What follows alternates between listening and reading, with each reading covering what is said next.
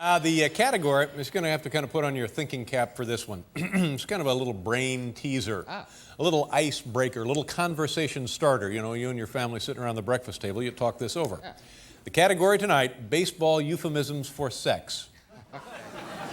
I got it. Little slang slogans that baseball players might communicate with one another when they're referring to sexual activity. I understand the... We're all adults here, please. Okay. Top 10 baseball euphemisms for sex. And by the way, this is Major League and Minor League. Oh. Actually, now that I'm looking at it, it's mostly Minor League. But that's another story. Okay, here we go. Did I open the thing? Yes, we're open. Right. Yeah, top wide 10 open. Baseball euphemisms for sex. Here we go, number 10. Working the rosin bag. You see, that's where we're starting. That's only a beginning. Don't worry. Hang on. Number 9, comebacker. Number 8. Number 8, charging the mound. And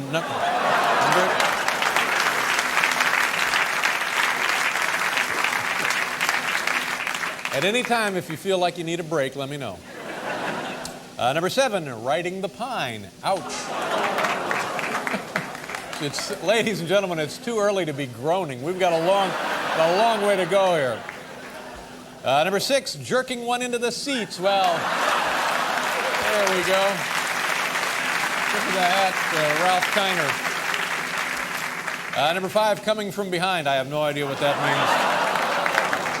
Number 4, double header. Number 3, going deep in the hole. Number 2,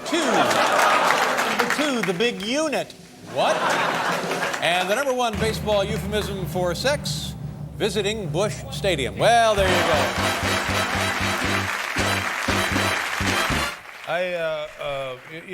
It's spring and it's a new beginning, but with the new beginning comes some anxieties, personal anxieties. I'll tell you what I'm talking about. For the last 3 years, my son, who is 7, has been in something called T-ball. Oh, yeah, T-ball. And as I've said before, 1 inning of T-ball is the most exciting 4 hours in all of sports. I know, yeah. So now this year, it's no longer T-ball. We go to a little something called coach pitch. Oh, yeah. Coach pitch. Yeah, coach pitch. Your so son is how old again? 7, I think. 7 years old. So I called up the coach of the team and I said, help me out here. What do I need to know about coach pitch? And he said, well, 1, it's no longer T-ball, it's coach pitch. I said, I got that part. I said, but in terms of the equipment, what are we dealing with? Everything pretty much the same. And he says, well, this year your son's going to need a cup. You know, so I'll try anything. And I said, well, fine china? Where do I get this? What? And he says, go to Sports Authority. Mm-hmm. Sports Authority. Okay. He says, they'll have everything he needs. Oh, my God, have you been to Sports Authority? Mm-hmm. It's the size of the vehicular assembly building at NASA. It's the single largest enclosed space in North America. Wall-to-wall sporting goods, name a sport, they have 17,000 identical items for that sport, whatever it takes. So you go to the cup section, and they direct you right back to the cup section, and they let you browse. Browse.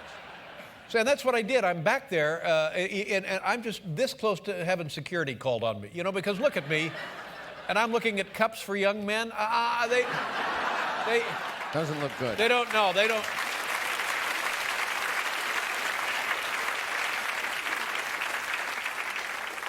So anyway, it's like everything else. You don't know until you get into it, but there's a billion different kinds. You can get them where they have them attached permanently. I thought, no. Where you put them in a thing, where they put them on your head, and so finally a kid comes up and he says, oh, may I help you? And I said, yes, is what I need. And I'm a little embarrassed to be in the cup section. And he says, well, here's what you do. You get the sliding shorts. You know what I'm talking about when I say the sliding shorts? Yeah, they're sliding shorts. Yeah. And they enable you to slide into the base. That's right. But more importantly, they come with a cup. Oh, they come with a cup. Come with a cup. Did you know that? See, what'd you pay to get in? Nothing. And now you know. So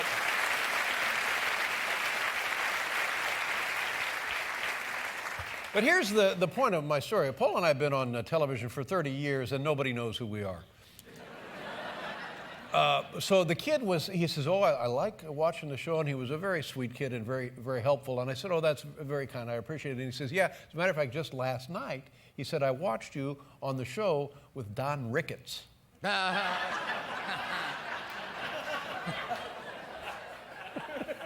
So I felt much better. By the way, I'm wearing a cup. I mean, they were on sale. Early signs your baseball team isn't ready for the season. That's spring training. That's all about spring training. You got to be prepared. You got to be ready to go. Top 10 signs. We got them right here from our baseball experts. Top 10 signs your team is not ready for the season. Okay. Here we go. Number 10. Your first baseman is so fat, he's also your second baseman. Number 9, your cleanup hitter has asked to work from home. Number 8, most of your players believe the uniform buttons in the back. Number 7, minutes before first pitch, clubhouse kid runs to Dick's to buy bats. And number 6, already planning your October vacations. Number 5, most players spend off-season attempting to steal back their memorabilia. That's right. Number 4, opening day giveaway is a letter of apology from the general manager. Number 3, something's still not quite right with the big dance number. Number 2, team doctor Conrad Murray and... Oh, is right, ladies and gentlemen. Oh, is right. You think a baseball game will put you to sleep? Well... Number 1 sign your baseball team is ready for the season. You're the New York Mets. Hey, Biff, how you doing? Fine, Dave. How are you? Now, you know, tomorrow is the American League, National League All-Star Baseball game. That's right. And I guess the night before they have their home run derby. That's correct. That's what I understand. Yeah, so in honor of their home run derby, we'd like to see if you can't hit a couple of balls down the street, okay? I'm ready. What floor are you on? You're about 10 or 12 floors up there? I'm on the top of the Ed Sullivan Theater. Top of the Ed Sullivan Theater. 14th floor. 14th floor. Yep. And you're looking west, is that right, toward the Hudson? Yes. Right in New Jersey. West towards the Hudson River. And Pat Farmer will be pitching to you, right? He will be. Okay. And I'm going to try to hit this ball 320 feet to that construction site down there. Okay, but you know what we're really trying to do here, Biff, is kill a pedestrian. You got it. Now That's what we're trying to do. that's probably what I'll do too. No. All right, so you feel relaxed, you feel loosened up, you taking a couple of cuts? Yeah, I'm ready. Okay, here we go, ladies and gentlemen. Anton, Biff Henderson on the roof of the Ed Sullivan Theater building. Give it a go, my friend. Here we go. You look pretty good there, Biff. All right, we better stop before somebody gets hurt. I was going to say. One more. Give him another. Biff, that was an easy out. Yeah, no, that was a foul ball. Foul. Yeah. Try one more. Try one Foul more. off, yeah. You look great, though, Biff. I got to tell you. There, there's it, folks.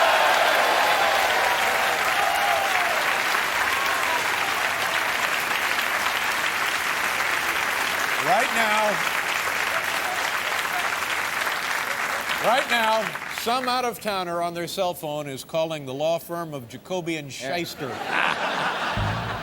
The category of baseball movies playing in Times Square. Now, Times Square, it's not what it used to be, but it's still close enough for the joke. Yes, it better be. It's like 20 square blocks, all manner of adult entertainment is available, and they have... Still? Yeah. Still is? Well, enough that we can get away with it. Okay. Oh. And here now, dirty movies playing in Times Square. Oh, I see. Yeah, dirty baseball movies, or I don't know, anyway, they're baseball movies. That might play in Times Square when Times Square was a place where there was all kinds of pornography and stuff available. Right. At that It'll click in along about number 5. It'll all begin to make sense just before it's over.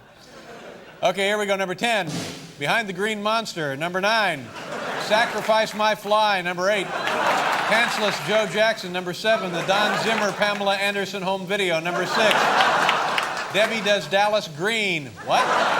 Number 5, Who's in First? Number 4, Abner Double D. Number 3, how Chuck got his knob locked. Number 2. His knob locked? That is knob locked? I get that one. His knob locked. I like that one. Number 2, the story of the '69 Mets. And the number 1 baseball movie in Times Square, A Babe Named Ruth. Who's your favorite Yankee player? I like Derek Jeter. Have you ever met Derek Jeter? There's a kid named Ethan Clapland in my class who lives a block away from A block him. away? What's Ethan's address? I don't know. I have to look it up. Could you look it up and get back to us? Because I think I'll Derek try to. would appreciate the opportunity to have drunken Yankee fans on his yard, don't you? I've won 4 games, but I lost 1 against the Stars. Let me tell you something, Sam. There is no I in the word team. Say that. There's no I in team. All right, now give me 100 push-ups. 1, 2, 3. We'll be back after Labor Day. 4. What else are you going to do this summer besides baseball? I'm gonna go to camp. It's just a boys' camp? Yeah. No, well, Huh? there's girls in it, but they're not in boys' groups. Yeah. But do you see the girls when you're at the camp? Yeah. Yeah, it must be fun to see the girls, huh? I hate girls. Oh, you hate girls? Yeah. Really? We got some guys in the band like that. You ever go up to Yankee Stadium? Yeah, I've been there. It's a nice place, ain't it? Yeah. And you know George Steinbrenner, that fat pig, he owns the Yankees. You know what he's talking about doing, don't you?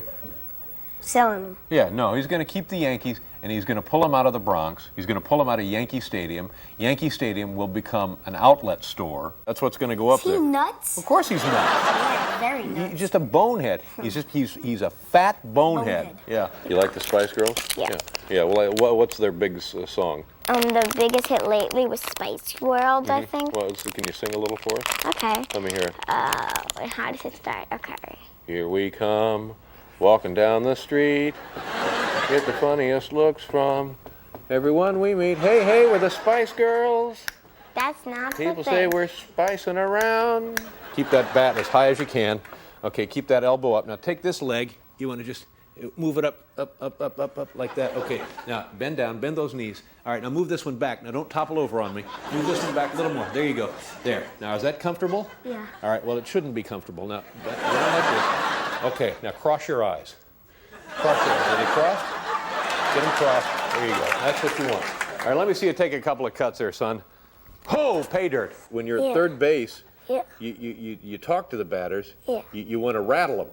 Yeah. You want to break their concentration. Yeah. So they don't hit.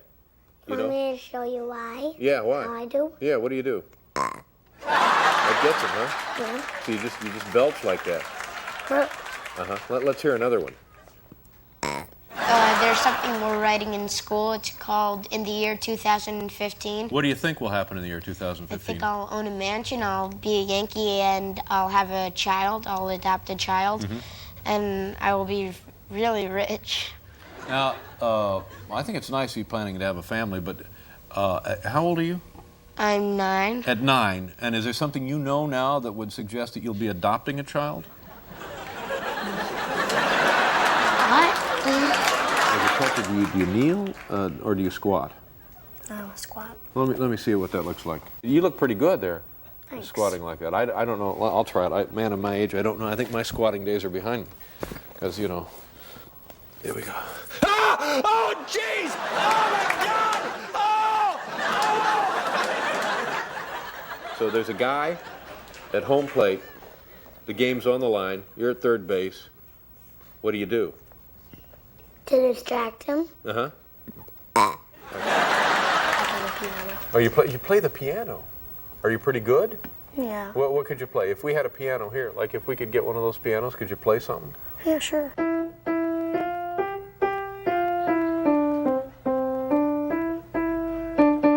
Oh, pretty good. You know what they ought to do if they're smart? They get you up to Yankee Stadium playing the organ up there.